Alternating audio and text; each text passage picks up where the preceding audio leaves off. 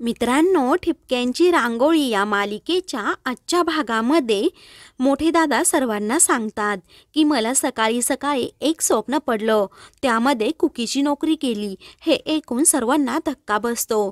सर्वजण दादांजवळ येतात. अपर्णा ही खूप घाबरलेली असते.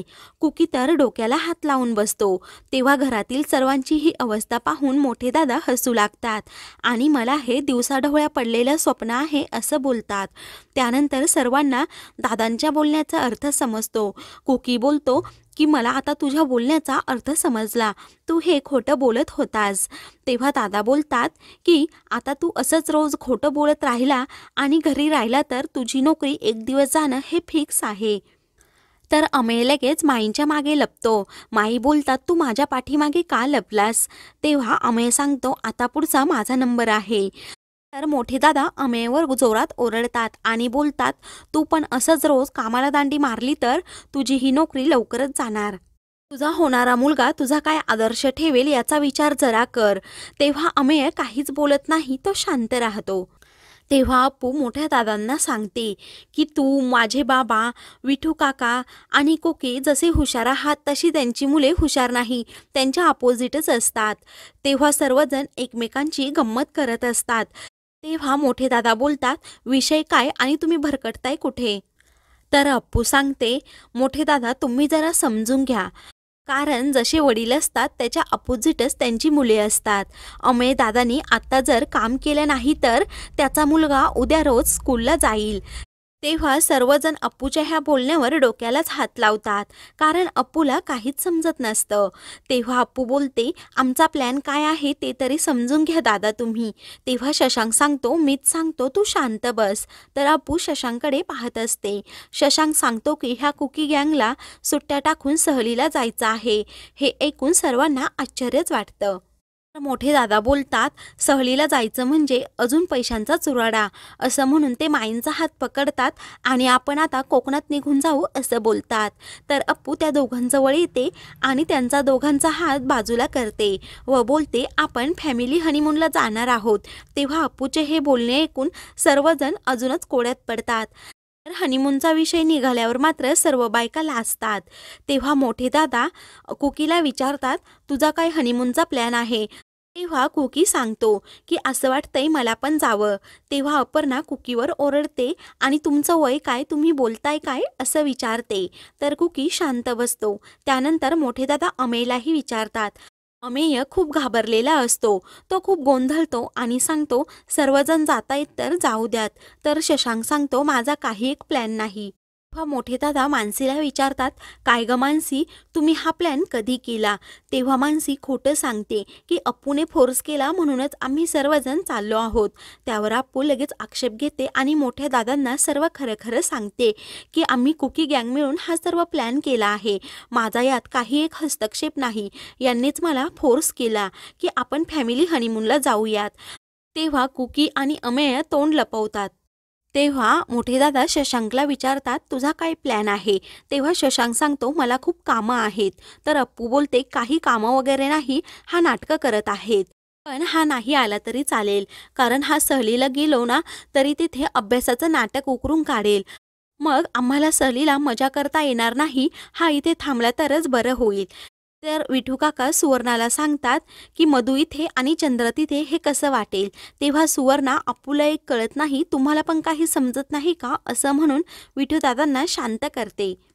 तेव्हा मोठे दादा अप्पूला विचारतात, तू शशांकला घेऊन न जाता हनीमून कसा साजरा करणार? तेव्हा अप्पू सांगते, मला ह्या खडूसला घेऊन जाण्याची पण खूप इच्छा आहे, परंतु मी त्याला कितीतरी वेळा मनवू. असं म्हणून ती सांगते की मी आता त्याला मनवण्याचं सोडून दिलं आहे. त्यामुळे मी आता कुकी गँगबरोबरच हनीमून साजरा करणार. तर माई खूप लाजत असतात. माईंना अप्पूच्या ह्या बालिशपणावर खूप हसू येत असतं.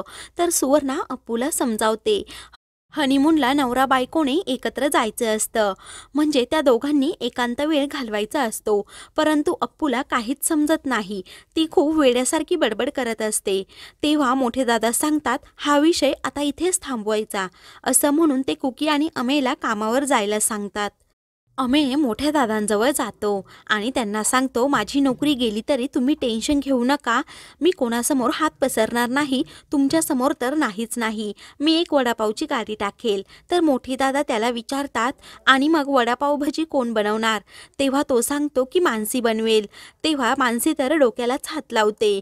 तर अप्पू बोलते, I proud of you Amey दादा, मी तुम्हाला भांडी वॉश करून देईल. तर शशांक मध्येच बोलतो, अपूर्वाने कोणतं काम घेतलं आहे भांडी घासायचं, धड हिशोबाचं काम पण घेतलं नाही, कारण तिला एवढी बुद्धीच नाही.